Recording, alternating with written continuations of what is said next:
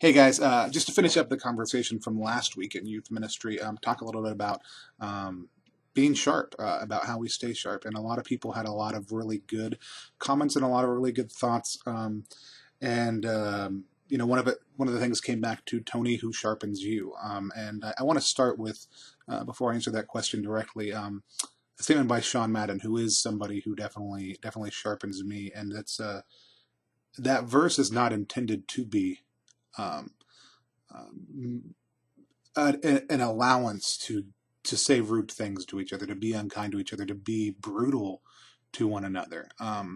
It is an invitation to be loving and intentional about how we provide friction against one another, about how we smooth and polish one another, because the reality is iron is also used in a very gentle and intentional way towards the end of that process. So there's no excuse for using that verse as a way to say, oh, I'm going to say whatever I want to somebody because I love them and so therefore they have to take it.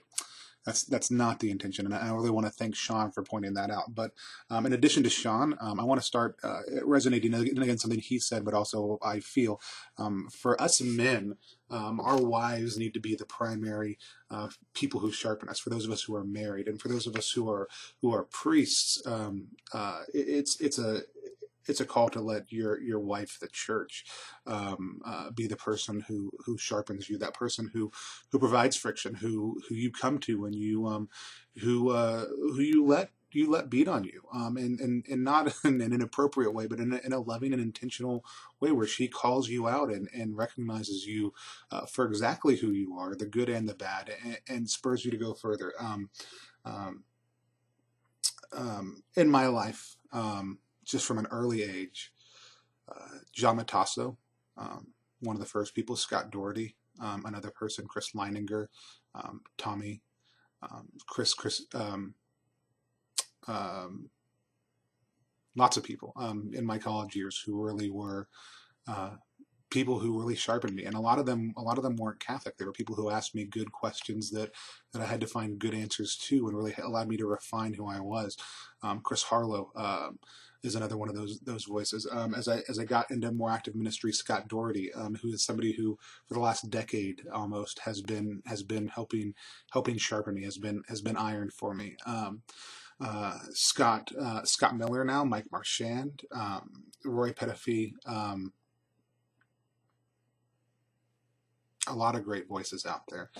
Every time I have a conversation with Bob McCarty or Frank Mercandante, they continually challenge me. But one voice I really want to highlight recently that really pushed me to make a tough change in my own life, and one I know I've needed to make for a while, and that's Eric Groth.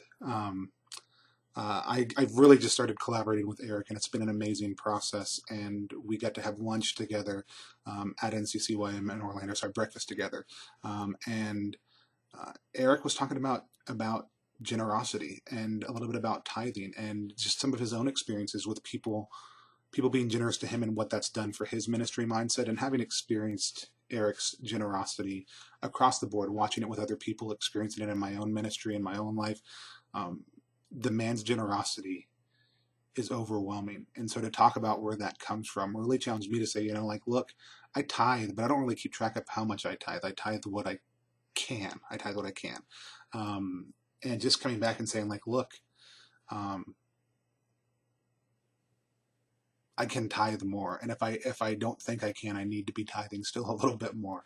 That I want to take 5% of my paycheck and just set it aside and go directly in to the parish. That I want to take another 1% and set it aside and have it go directly to the diocese. I want to take that other 4% and nurture and nourish other people with it to provide for other ministries. And so, Eric, I want to thank you for sharpening me, for being iron to me. And even though you didn't know you were doing it, which is sometimes the best way to be iron. So those are some of the people who sharpen me. And if I didn't say your name, you know who you are. And if you're hurt because I didn't say your name, know that you're one of those people. There's too many of you guys to name. Thank you guys. God bless. Have a good week.